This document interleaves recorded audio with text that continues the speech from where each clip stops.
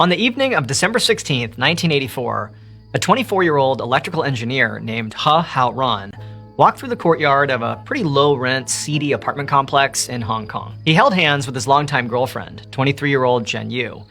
The pair had just finished having dinner together at Haoran's apartment, which was part of this complex, but now he was walking his girlfriend across this courtyard to the other side of this complex, where her apartment was located. And so Haoran always walked Yu home. The pair had been together for a few years now. They'd actually met in college after a close mutual friend had introduced them, and ever since then, they had been inseparable. And so Haoran was just sort of protective of Yu, and he felt like their neighborhood was not very safe, and so anytime, especially at night, when he knew his girlfriend would be sort of out and about in their neighborhood, he would walk with her to keep her safe. And so that's what he was doing tonight. Eventually, the couple reached the front door of the section of this complex that would lead up to Yu's apartment. And so the two walked in through the front door, and they made their way over to the building's elevator bank. There were 2 elevators. Haoran reached over and pressed the up button, and then he and Yu just stood there and waited. And as they waited, they began to hear the familiar sound of one of the old elevator cars clanging its way down the elevator shaft. These were old and creaky and really kind of sketchy elevator cars that both Haoran and Yu hated riding on. But Yu lived up on the 13th floor, and neither of them liked walking up that many steps, and so it was sort of like, the only other choice is to ride one of these elevator cars. And so eventually the car came down, the doors dinged, they opened up, and nobody was on the car, and so Haoran and Yu stepped inside. They pressed 13, the doors rattled to a close, and they slowly began going up. And the whole time they're going up, neither of them spoke. It was just kind of like anxious anticipation that, hopefully this car will make it all the way up to the 13th floor. And so as they're moving up, they're hearing the car banging into the walls, and it's just so uncomfortable. But eventually they do reach the 13th floor, it dings, the doors open up, and both of them are so relieved when they step out of the car onto solid ground. And they make their way over to Yu's apartment, and the two, they give each other a hug and kiss and say they had a really nice time together. And then Yu, she retreats into her apartment, and Haoran goes back down the hallway and presses the down button to go back down the elevator. And sure enough, a couple of seconds later, Haoran heard the familiar sound of the elevator car shaking and banging against the shaft as it made its way up to him. There was a bell sound, the doors opened up, nobody was on the elevator car. Haoran stepped inside, pressed the lobby button, turned around, and watched as the doors closed. And then slowly he began to go down. And again, as he's going down, Haoran had that same sort of nervous energy, hoping this elevator didn't come to a, lurching stop or something, that it just got him down to the ground safely. And so he's going down, it's floor 12, 11, 10, down he's going. And then at floor 7, the car came to a stop.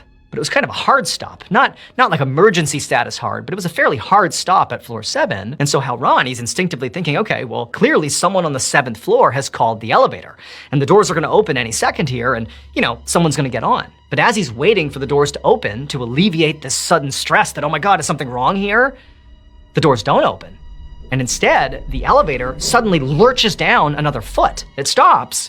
But clearly, this is not normal elevator behavior. There is something wrong with this elevator. Like his worst fears are coming true, and the doors still are not opening. And so Haoran's looking around wondering, what's he gonna do? What can he do? He's trying to tell himself that everything's okay. Maybe the doors still will open up, but they're not.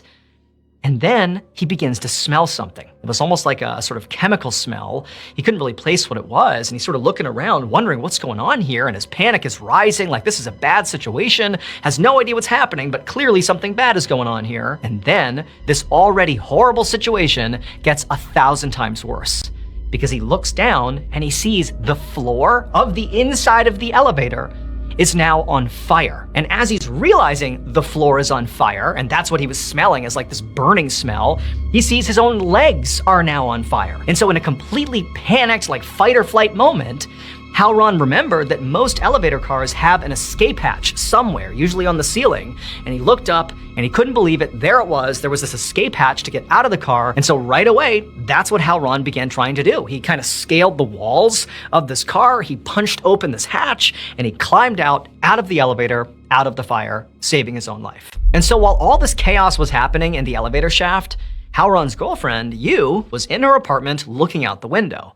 And her view was basically the same courtyard that she and Hao-Ran had walked across just, 5 minutes ago to get to her apartment building. And it was sort of customary that every time he would drop her off at her apartment, she would look out the window and wait for him to come out the front door, and she would watch him walk back across that same courtyard to his building on the other side. And so Yu sort of understood how long it would take, for Hao-Ran to come down the elevator and walk out the door. But now it had been, 5, 6, 7, 8 minutes, and he still hadn't come out the front door, and there really wasn't any reason for him not to have exited the building at this point.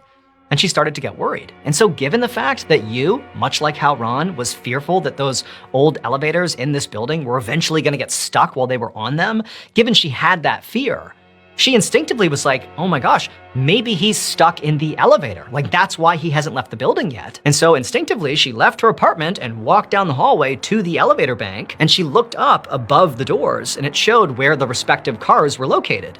And she saw that one of the cars was stuck at floor 7, and it wasn't moving up or down. It didn't matter if she pressed the button, that car would not go up or down. The other car would, but not that car. And so it convinced her that Hao-Ran has got to be trapped on that elevator car. He's stuck right there.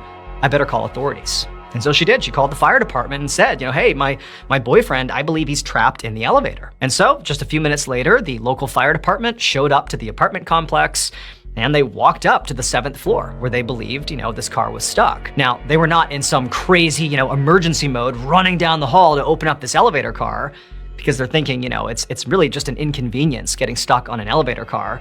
It's not like life and death. And so they just make their way up to the 7th floor by taking the stairs.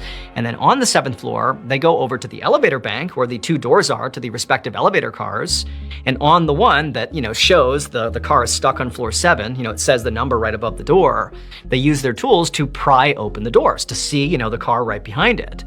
And once they pry it open, they do see the trapped elevator car, and it's not exactly where it's supposed to be. It's not sitting, right in front of the door. It's actually situated sort of below the 7th floor. They can basically only see the top of the elevator car. Like, this car has actually gotten stuck between the 7th floor and the 6th floor. But that in and of itself was not a huge thing. I mean, they could basically mechanically move this car up and down if they needed to, either up to the 7th or down to the 6th to get whoever was on the car out. What they noticed right away though, which was the way bigger problem, is they smelled and saw smoke, and it was coming from this elevator car, the trapped car. And so the firefighters immediately go into, okay, we gotta figure out where this fire is coming from.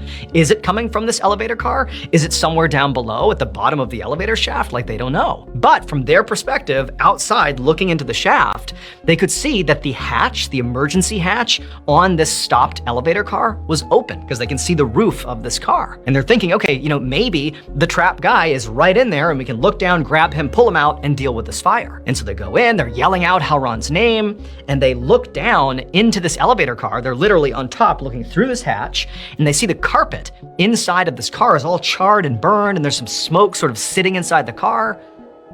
But there's nobody inside the car. It's empty, but they see there's blood all over the inside and up on the walls.